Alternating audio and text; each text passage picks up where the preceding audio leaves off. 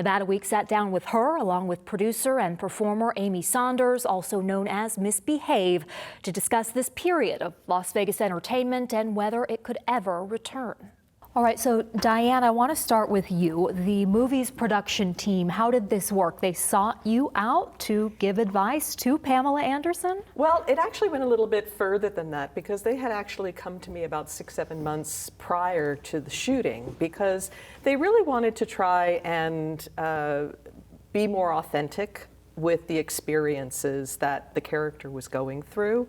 So someone had put them in touch with me, and which I really appreciated, because there's so many myths and stories and everything that gets out there from a lot of the movies in the past and things like this. So I really appreciated that they wanted to come and discuss with me and ask me even just simple things like, well, are the dancers in a union? You know, because unless you're here working, you wouldn't know the answers to those questions. And then right before they started shooting, Pamela had asked, she wanted to meet myself and asked if I could bring maybe another girl or two who had been in the show, and she invited us to her house. And so we went over to her house because she has a place here, and you know, we just had a really nice time. We were showing her how to stand, you know, what to remember when you put the costumes on, because they are quite elaborate and they are very large, and there's certain ways that you have to stand and you have to walk and you have to brace yourself, you know, not knowing exactly what she would be doing in the film, but we wanted to give her as much advice as we could. So I am curious, what irritates you when you see performed about a showgirl? That is one of those myths you were talking about. That they're a stripper. That they have no background in dance whatsoever, and also the fact that you can go and learn a routine and perform it in the show that night. Because in our case, everyone rehearsed for 4 weeks, 6 days a week, to get into the show. It takes that long to learn all the choreography. It's not just the onstage choreography, but you have the backstage choreography going on as well. So you don't have a collision backstage. You don't run into the wrong dressing room. You don't put the wrong costume on. It's very choreographed as far as what has to go on where and when it has to go on and everything else. So sometimes that gets a little creative. So with everything that you told Pamela Anderson, what did you think of her performance and of the film? You know, I really liked the film, I have to say. I thought it was interesting that they wanted to show this character who her whole life had been part of this show, which is a long-running show, very much like Jubilee, and then it unexpectedly closes. What does she do? Because her whole identity that she's constructed has been built around her role in this show. And now what does she do? And in this film, she talks about the show that will be replacing Jubilee and describes it as the dirty circus. So the entertainment columnist for the Las Vegas Review-Journal, John Katsilometes, he wrote that he thought that was a direct nod to Absinthe. I thought the same thing when I thought the film, but I want to ask you, Amy, what did you think? You were an original member of Absinthe. Did you think this was a point to Absinthe? I think it was a point to the cyclical nature of Vegas. So I think it's Absinthe, that's a very in joke or in point for some people in Vegas. Ultimately, I think what probably began the cycle was Cirque. And so I think it's yes, it's probably at Absinthe. I can see that it was a disruptor, but ultimately at its core, it's a variety show. And I think that there was a period of time where people want something a bit grittier. And I think that's what, when it came in, that's what it served to do. People forget, going back to this cycle of things going in fashion, out of fashion, in fashion, there was a period of time where you still, the entertainment here was so rich and varied, you know. So you had the big production shows, but you also had smaller shows that were in a smaller venue or maybe in a lounge situation. There was a show called Bare Touch of Vegas, and it was called that because it was a very bare bones but very body conscious, you know, type of choreography and dancing and staging. But you know, things come and go in waves, and so that was gone, and people have forgotten that there used to be really quite sexy shows, not just the big production shows here. And to speak to that, actually specifically the lounges is why Vegas has got the reputation in my comedy nerd world, my entertainment nerd world, the reputation in entertainment history. It's because of what was happening in the lounges. There has been no one has come close to Louis Prima and Keely Smith. Like what they used to do, and when performers would go in and jump in on the action, that I would do anything to bring that back. How accurate was that description back when Jubilee was closing, that shows that were coming in were part of this dirty circus? Was that historically accurate? I mean, Absinthe was not the show that technically replaced Jubilee. What did it end up being? Do you know? No, I don't. I think it stayed empty for a long time afterwards. You know, for me, the thing I thought was pretty realistic was in the dressing room where the girl is saying, "Oh, do you want me to show you the choreography for this audition?" And actually, that is very true, because usually any audition you would go to, whether it was for a hair show or a TV show, you know, if you knew the choreography ahead of time, you'd share it with your friends in the dressing room. But I did think that was very funny, you know, the whole bit with her doing that. And it was very much showing, okay, this is the difference between a Jubilee or a production show where, you know, you have to have actual dance training.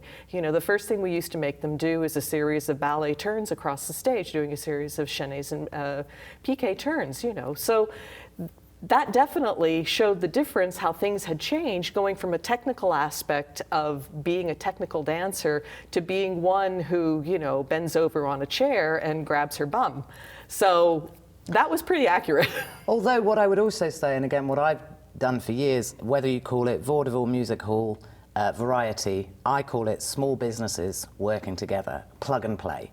And so what we do and have done, I mean, through back to the Chitlin circuit or even back to Commedia in the 13th century, is just sort of a travelling player that is independent but can slot into many things. So, and they would go in between, so in production shows, exactly what you're talking about, but in between when you would have a speciality act, that speciality act can work within a production. It can also then go down the road and do exactly the same thing in a little bar. It can also then jump on the road and go touring and do that anywhere, because it is a self-contained little thing.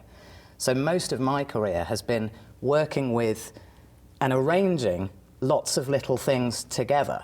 You know, so you're like, here's a slow, beautiful little thing. Here's a fast, funny little thing. Here's, you know, and then that's where you end up with variety, which is literally a variety of things. Which is what Absinthe is. Yes, there's a bit more story with Absinthe, but yes, exactly. However, I feel that the mockery of production shows, and these things happen cyclically. I mean, my massive interest is comedy. And at a certain point with comedy, sort of in the 80s, when they got fed up with the men in frilly shirts wearing suits, they all went into jeans and t-shirts. And that's a response to that. But then as the cycle turns, get back into a suit, God. You look a mess. And why you're wearing this uniform is 20 years out of date. You know, it's the same magicians. They wear the top hat and tails. That goes back hundreds of years. You don't have to wear a top hat and tails now, babe. You can think about it. What are you referring to when you say the mockery? I think that cyclically, as Jubilee was going, as large production, I was before my time here, but the understanding of how our business works is there was probably like, oh, production shows, what we need to do is come in and be boo, boo, boo, boo, boo.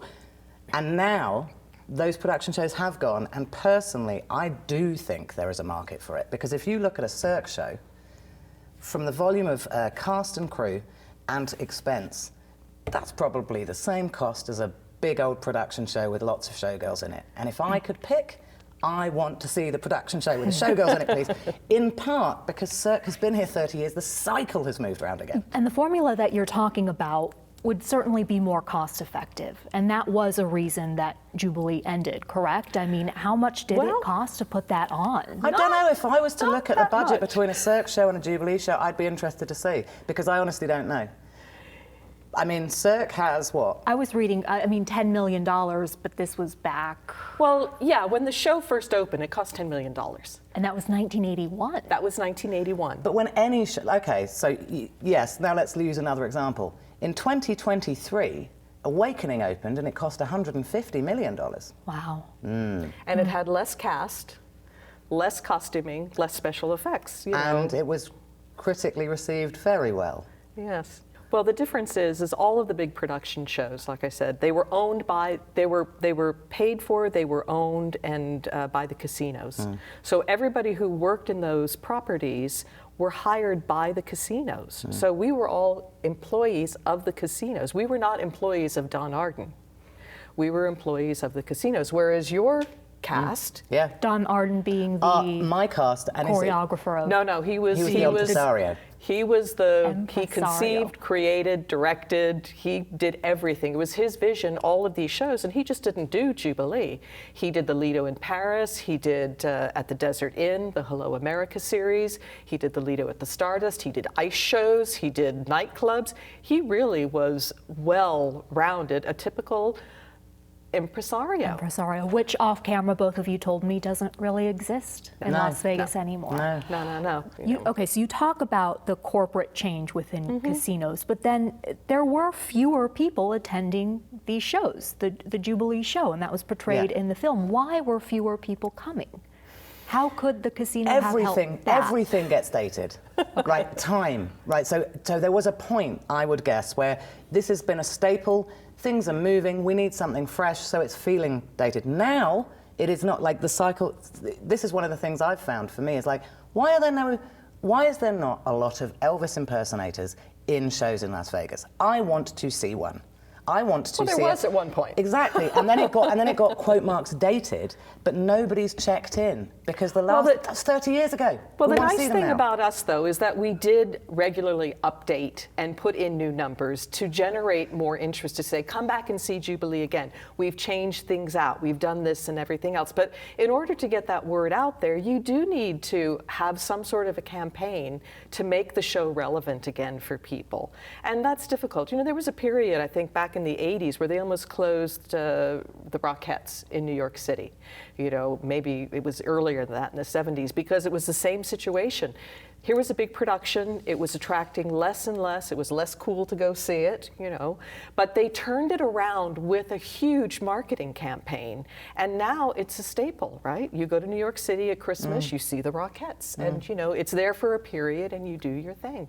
So yes, I think that was something that could have made a difference. And to be clear on Cirque, I don't think that Cirque is dated. I think that, as with everything, as a thing grows, you end up having to split focus. So there is a lot of Cirque, and Cirque has a very clear identity. And so I think Vegas is an ever-changing landscape, and back to that cycle, right now, it feels like what we want is more intimate, less grand-scale spectacle of, 700 people jumping around doing things we can't possibly, maybe like 2, The show that you do now, Misbehaves Mavericks at the Plaza downtown, why is it working? It is working, and I'm very happy about this. It is working because affordable tickets, no ticketing fee. Cheap bar, free parking.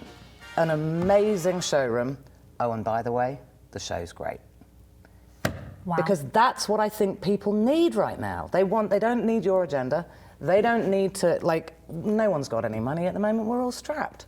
So actually what you wanted to, and one of the taglines I wanted to use was cheaper than a good night out.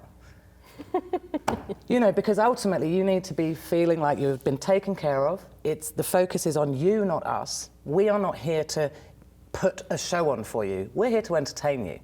So if you're not entertained, we're not doing our job. These women that no longer had jobs at Jubilee. Men. And men.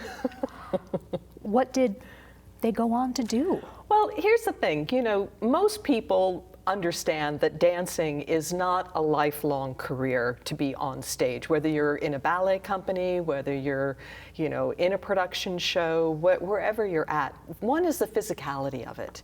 It's so hard on your body, and especially the schedule that we have. Broadway shows do 8 shows a week. We were doing 12 to 13 shows a week. And the shows were anywhere from an hour and a half to 2.5 hours. So that's a lot of wear and tear on your bodies. And contrary to what people think, you didn't just walk across the stage, you actually danced.